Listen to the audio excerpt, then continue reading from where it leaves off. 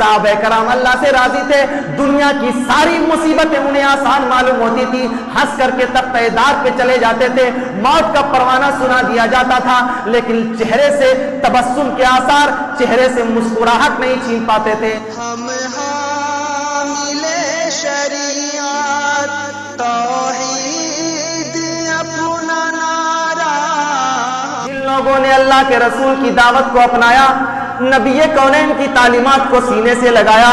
دل کی دنیا کو روشن کیا، صحیح راستے پر چلتے رہے، اللہ نے فرمایا کیا ایسے لوگوں سے اللہ تبارک و تعالیٰ راضی ہے اور وہ بھی اللہ تبارک و تعالیٰ سے راضی ہے؟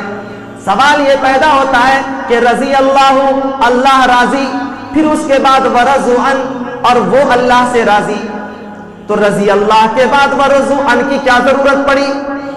یہ تھوڑی تفصیل طلب بات ہے۔ دراصل بات آپ اس کو اس مثال کے ذریعے سمجھیے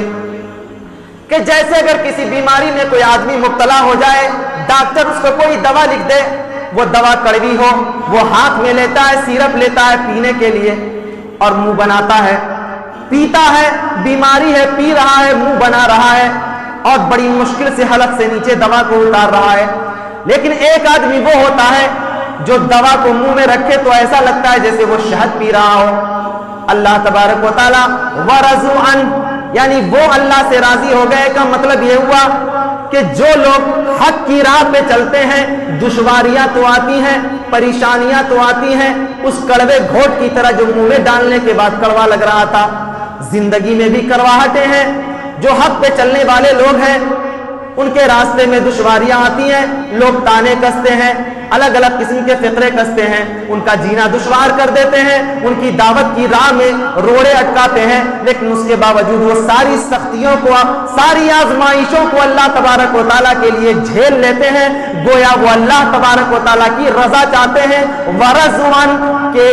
وہ جتنے بھی اعمال کرتے ہیں دراصل ان کے ذہن میں یہ خیال ہوتا ہے کہ اللہ تبارک و تعالیٰ سے ہم راضی ہیں۔ اللہ تبارک و تعالیٰ کو خوشنودی حاصل کرنے کے لیے، اللہ کو خوش رکھنے کے لیے، اللہ تبارک و تعالیٰ کا قرب حاصل کرنے کے لیے، اللہ کی جنت میں جگہ پانے کے لیے یہ ساری آزمائشیں بہت چھوٹی چھوٹی ہیں۔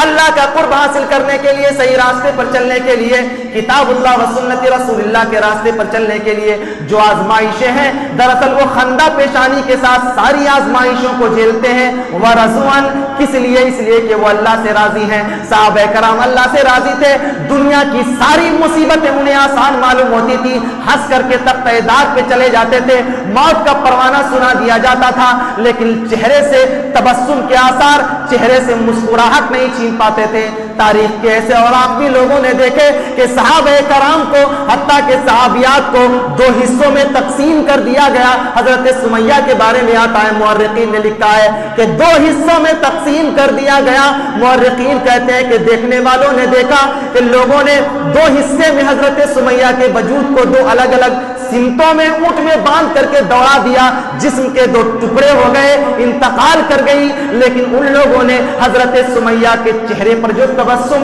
اور مسکراہٹ کے آثار تھے وہ چھین نہ سکے۔ ورضوا عن یعنی جب اللہ سے جب ہم راضی ہو جاتے ہیں، دنیا کی ساری شدائد و مشکلات سے ہم ہنس کے گزر جاتے ہیں، کوئی بھی تکلیف ہمیں زیادہ سخت نہیں معلوم ہوتی۔